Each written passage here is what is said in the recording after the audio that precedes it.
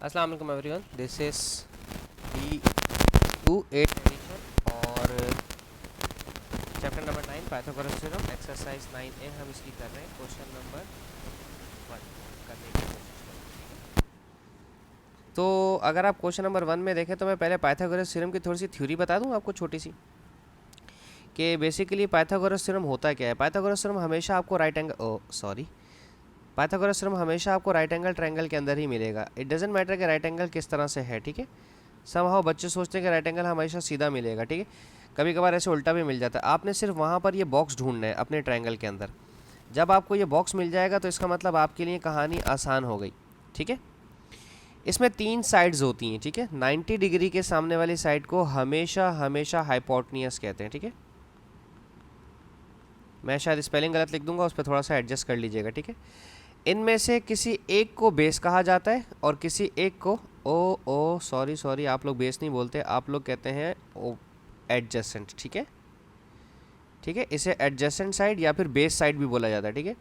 और जो तीसरी साइड रह जाती है उसको हम कहते हैं ओपोजिट या फिर परपेंडिकुलर, ठीक है।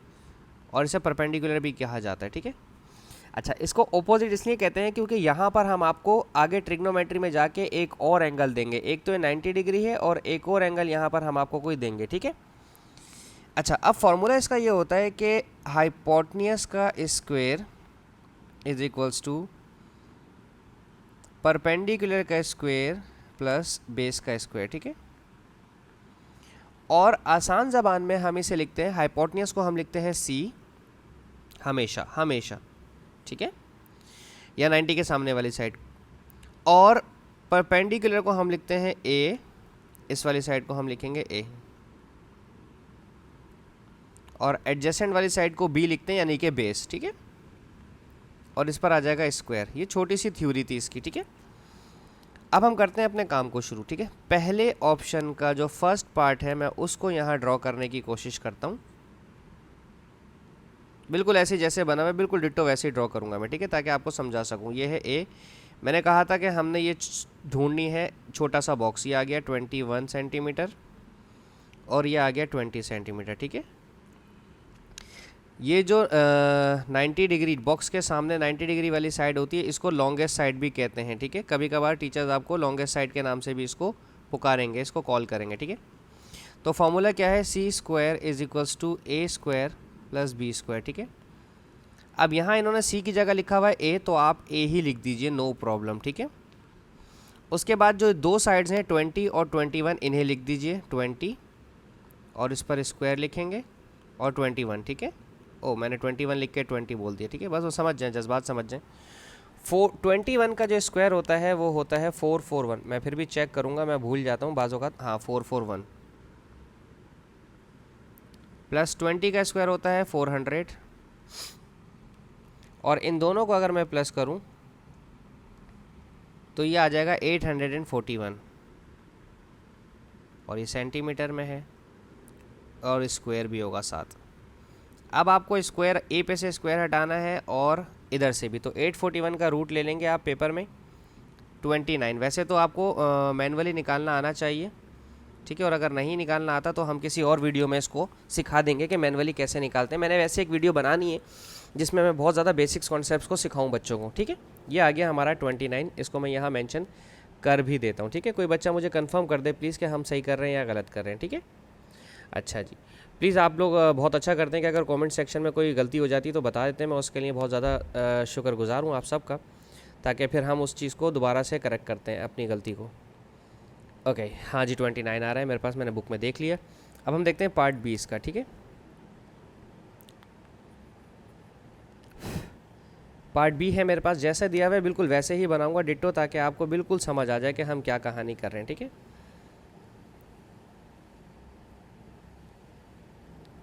ये कुछ इस तरह से है, ठीक है, ठीक है, ये बिल्कुल इस तरह से। और यहाँ पर एक छोटा सा बॉक्स बना है। मैंने कहा बस आपको ये बॉक्स ढूंढना है। ये बॉक्स आपके बहुत काम का है। इस बॉक्स को 90 डिग्री बोलते हैं, ठीक है। ये जो बॉक्स है जिसे मैं शेड कर रहा हूँ, इसे हम 90 डिग्री बोलते हैं और यही मेरे काम का है। इसके सामने वाली साइड जो अपोजिट साइड होगी इसकी, वो हमेशा लॉन्गेस्ट साइड कहलाती है, ठीक है। तो अब जब फॉर्मूला लिखेंगे तो हम लिखेंगे C square is equals to A square plus B square, ठीक है। लॉन्गेस्ट साइड हमारी बी से डिनोट कर रहे हैं तो आप भी बी से डिनोट कर दें, इज इक्वल्स टू बाकी जो दो साइड हैं 35 और 12 उसे लिख लीजिए, ठीक है। पहली है 35 स्क्वायर प्लस 12 का स्क्वायर, ठीक है। बाकी दो साइड्स का भी स्क्वायर ले लीजिए। 35 का स्क्वायर कितना होता है भाई? 122 और 5 प्लस 12 का तो बहुत मशहूर है 144। इन दोनों को प्लस कर लें, यार है 1369 और यहाँ पर दिया हुआ है स्क्वायर, और तो इधर भी स्क्वायर रूट लगा दें और इधर भी स्क्वायर रूट लगा दें। तो 1369 का रूट ले लेंगे तो क्या आंसर आ जाएगा? 37। तो रूट और ये कैंसिल हो गया तो आंसर क्या आ गया? 37, ठीक है। तो इसका आंसर क्या है हमारे पास? 37 मैं यहाँ पर लिख देता हूँ, ठीक है। अब हम देखते हैं पार्ट सी। पार्ट सी में क्या कह रहे हैं? पार्ट सी को अगर मैं डायग्राम ना बनाऊँ तो चलेगा ना? ये 90 डिग्री के सामने वाली साइड है, ये रही मेरी, ओके, ठीक है। इधर इन्होंने सी ही लिखा हुआ है तो हम सी स्क्वायर जो ओरिजिनल फार्मूला है वही उतारेंगे पहले, ठीक है। ओरिजिनल फार्मूला लाजमी उतारना है, ठीक है। सी की जगह इत्तेफाक से सी लिखा हुआ है तो आप सी ही लिखा रहने दीजिए। बकाया जो दो गिवन साइड्स हैं जो स्मॉलर हैं, जो छोटी साइड्स हैं लॉन्गेस्ट साइड के बाद वाली, ये आ जाएगा 10 का स्क्वायर प्लस 12 का स्क्वायर, ठीक है। 10 का स्क्वायर होता है 100 और 12 का स्क्वायर होता है 144। इसे प्लस कर लेंगे तो 244 आ जाएगा और सी स्क्वायर, इधर रूट ले लें और इधर भी रूट ले लें तो 244 का रूट अगर आप लेते हैं तो 2√61 इसका आंसर आ रहा है। तो आप 2√61 भी लिख सकते हैं और जो इसका डेसिमल में आंसर आएगा वो भी लिख सकते हैं। इसका आंसर आ रहा है 2√61 और डेसिमल में इसका आंसर आ रहा है लेट मी चेक 15.62 और ये आ रहा है सेंटीमीटर में, ठीक है। 2√61, ठीक है। अच्छा, अब हम देखते हैं इसका पार्ट डी। पार्ट डी की अगर मैं डायग्राम ना बनाऊं तो चलेगा। ये देखें, ये बॉक्स मैंने कहा था आपसे बॉक्स ढूंढने के लिए, इसके सामने वाली साइड का नाम दिया हुआ है डी। पहले ओरिजिनल फार्मूला लाजमी लिखें, C square is equals to A square plus B square, ठीक है। उसके सामने दिया हुआ है डी तो आप डी लिख दें, डी पर स्क्वायर लाजमी लिखिएगा, स्क्वायर लगाना मत भूलिएगा। बकाया दो साइड जो है rest of the two sides 23 square और प्लस 29 स्क्वायर, ठीक है। सो स्क्वायर ऑफ 23 इज़ 529 और 29 का स्क्वायर कितना है? 841। इन दोनों को प्लस कर लें 1370 और इधर आ रहा है डी स्क्वायर, तो इधर भी स्क्वायर रूट ले लीजिए और इधर भी स्क्वायर रूट, तो ये आ रहा है 37। डी का आंसर कितना आ रहा है?